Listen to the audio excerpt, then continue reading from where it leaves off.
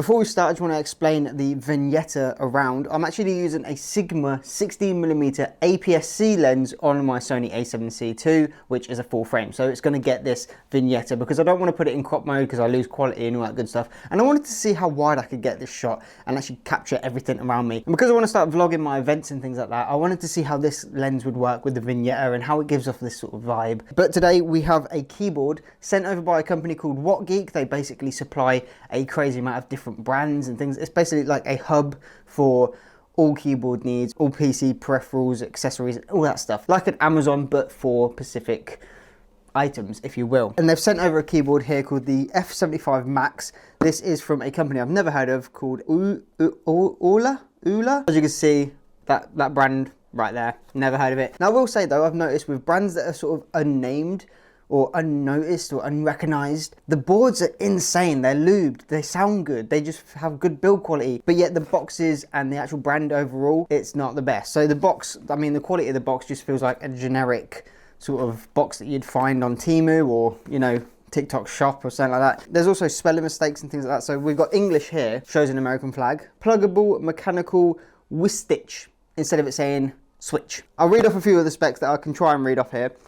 Before we go into the actual build quality of this board. So it's apparently a Type-C wired, 2.4 GHz wireless and BT. Again, it's that pluggable mechanical switch, which I'm guessing that means hot swappable, we'll see. RGB switchable lighting effects. The weight is apparently 975 grams. That's without having the receiver and wire. And this works on Windows, XP 7, 8, 10, Mac, Android and iOS. That's it, that's all we get. It doesn't say, oh, here we go. So this one is the blue, white, dark, purple keyboard, and it's rocking a Reaper switch. So, I mean, gasket structured, mechanical keyboard, cool backlight effect. There you go. And then you've also got a nice LCD screen as well, which is nice to see on something like this. I want to see the price of this. So a quick rundown of what Geek again. You've got keyboards, accessories, gaming consoles, and so much more. So they have handheld PCs, loads of things, and you can go and check it out. The link will be in the description anyway. But the keyboard we are on today is the Aula, and this is coming in at $79.99, which is in US dollars. So you're probably looking around the 50 to 60 pounds mark, which is not bad for a mechanical keyboard. Now, let's see if it is hot swappable and everything as well. Let's have a look what we've got here. So the key features saying on the website, it's an 80 key compact layout. I'd probably say this is more like a 10 keyless. I don't know, they call it an 80% keyboard. I don't know how I feel about that, but anyway. TFT screen, which is a customizable smart display for gifts, lighting controls, battery, connectivity, and more. The structure is a gas mounted with flex cut PC plate and low front height for ergonomic comfort. Sound profile is creamy, thocky keystrokes with lubed linear switches, IXP E-pad, PET pad, and layered foams. Connectivity is that tri-mode with Bluetooth 2.4 and USB with a 1000 Hz polling rate in wired and wireless modes. And here we go, customization. It is hot swappable with south-facing RGB, compatible with 3 and 5-pin switches, key remapping, macro editing, and dynamic backlight effects. So all of that for that price is actually insane. Stop yapping, let's get it open and see what's inside this box. Okay, presentation is your standard presentation. You get a whole booklet there about the keyboard, telling you, I guess, certain keystrokes, whatever. Same with these little sort of index cards telling you about the different buttons and things like that. You get them with a lot of keyboards that have hot swappable and macro keys and things like that. In the back is, okay, this actually comes with everything. So in the back you get is a USB to USB-C. I mean, the cable is not the best quality, but if you need it, you're gonna need it. Keycap and switch puller. Again, they're just the generic ones that you find on every keyboard. Still, they add it, which is nice. But then the nice feature is they give you 2 extra switches just in case. For the price range, pretty standard. The board itself though, oh, it's got a bit of weight to it. Okay.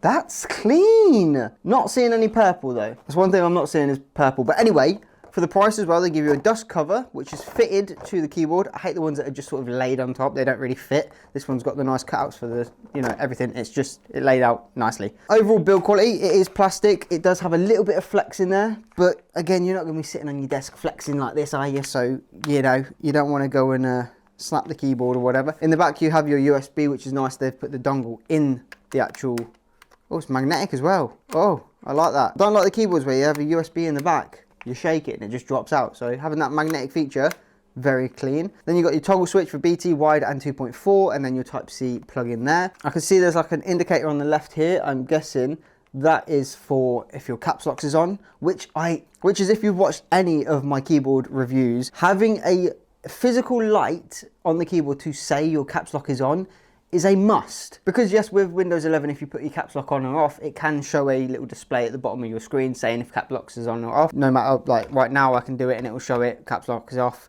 On other keyboards, if you tap the caps lock, it just shows a different color underneath. So if you've got a white backlight and you click the caps lock, normally it changes it to white, so you wouldn't even know unless you've got a red, green, whatever, and it changes the color. Then just having that physical indicator to say caps lock's on, just add it. Just add it. Good weight to it. I will give it that. On the back, you have your dual feet for different stances. I believe normally it's like, correct me if I'm wrong, but I believe like the small one's like a 30 degree and then the big one's like a 50 or 65 degrees. I can't really remember. But anyway, it's nice to have that you have the 2 extra little feet there to give you some extra comfortability. Now let's jump into the keycaps themselves. They are double shot PBT, as you can see, very nicely made. The legends on there as well, super crisp and clean. Printing all the way around.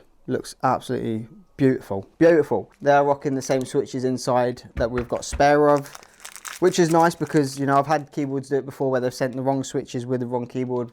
So you've got 2 random, but nice click to it.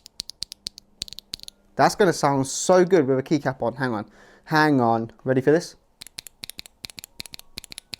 Ooh! Oh, hello. Okay. I'm excited for this sound test. I'm wondering what the stabilizers sound like. God damn, they are some... I will give it. They are like THOCK keys. Oh, it does sound good. It does sound good. Okay, so the RGB is quite bright. I can see it even with my light like directly on it. I can still see the RGB underneath. South-facing RGB there. Very nice indeed. Oh, God. Oh, my God. This is a little dial. Very sensitive, so you have to give it some light touches. As you can see, I'm like skipping through them. You've got the time, the battery, the date. You've got your system, configuration, your effects, your colors, brightness, and again, speed. So let's go with colors. RGB, red, orange, yellow, green, cyan, blue, purple, white. Brightness. That wasn't even 100%. Okay, that is everything with all of that jazz. Okay, I've just had to plug it in with the wire because if the USB is not plugged into the PC or it doesn't connect to the Bluetooth, it doesn't recognize if I'm putting caps lock on or not. So I wanted to know if this indicator light was for caps lock, which nice to know it is for caps lock. So I know exactly when it's on and exactly when it's off. That for me is already a game changer. I can't stress enough how much it means to me just to know keyboard lets me know if caps lock's on and off. But that is not the only indicator. If you look into this little box here, when I click on caps lock, you can see the caps lock button sort of turns on and off. So it's nice to know there's multiple ways to figure out if caps lock's on. Let's quickly look over the stabilizer really quick. As you can see, they are gasket mounted stabilizers. This got a nice sort of plastic sort of PCB underneath here with a foam padding. It's actually really nice and spongy as well, so it has a nice bounce to it. It's not like a solid like metal plate. But yeah, they're the stabilizers. As I can see, they are lube, which is already